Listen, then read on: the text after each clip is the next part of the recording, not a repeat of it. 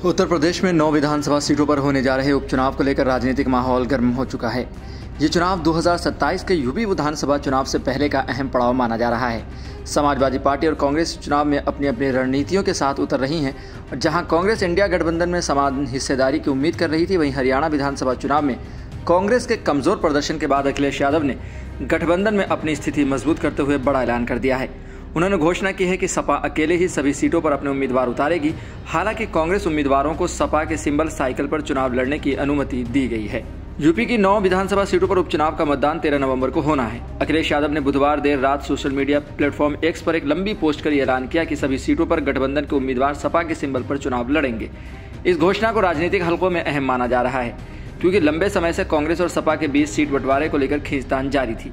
लोकसभा चुनाव 2024 में सपा और कांग्रेस इंडिया गठबंधन के तहत मिलकर चुनाव लड़ा था। सपा ने 63 सीटों पर चुनाव लड़ा और 37 पर जीत दर्ज की, जबकि कांग्रेस ने 17 सीटों पर चुनाव लड़ते हुए 6 सीटें जीती। सपा का जीत प्रतिशत 59% और कांग्रेस का 35% रहा। लेकिन यूपी विधानसभा उपचुनाव में कांग्रेस ने 5 सीटों पर दावा किया था, जिसे सपा स्वीकार करने को तैयार नहीं थी। अखिलेश यादव ने अपने सोशल मीडिया पोस्ट में कहा कि यह चुनाव केवल सीट की लड़ाई नहीं है, बल्कि संविधान, सौहार्द और पीडीए, पिछड़े, दलित और अल्पसंख्यक के सम्मान की रक्षा के लिए है। उन्होंने कहा कि इंडिया गठबंधन के संयुक्त उम्मीदवार सभी सीटों पर सपा का चुनाव चिन्ह साइकिल पर लड़ेंगे। अखिलेश के इस बयान को कांग्रेस उन राज्यों में आधार बना सकती है जहां उसका कैडर कमजोर है, लेकिन इससे यह भी स्पष्ट होता है कि यूपी विधानसभा चुनाव 2027 में सपा की चुनौती बढ़ सकती है।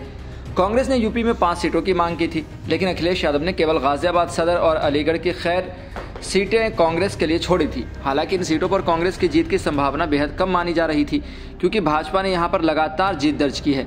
इसे देखते हुए कांग्रेस ने उपचुनाव में अपने कदम पीछे खींच लिए और सपा को गठबंधन में बड़ी भूमिका निभाने का संकेत दिया। कांग्रेस ने यह स्पष्ट कर दिया है कि वो 2027 के विधानसभा चुनाव में गठबंधन में बराबरी की हिस्सेदारी चाहती है। उपचुनाव के साथ ही महाराष्ट्र में विधानसभा चुनाव भी हो रहे हैं, जहां महाविकास आघाड़ी एमबीए में सीट बंटवारे को लेकर सहमति बनती दिख रही है। सपा वहां 12 सीटों की मांग कर रही है और पहले ही 5 सीटों पर उम्मीदवार घोषित कर चुकी है। कांग्रेस, शिवसेना, उद्धव ठाकरे गुट और एनसीपी शरद पवार गुट के बीच 85 सीटों पर समझौता होते दिख रहा है। ऐसे में सपा को कितनी सीटें मिलेंगी यह कांग्रेस पर निर्भर करेगा।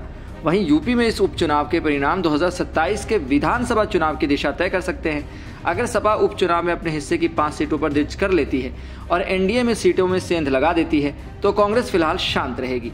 लेकिन अगर सपा का प्रदर्शन कमजोर रहा तो कांग्रेस के हमले तेज हो सकते हैं।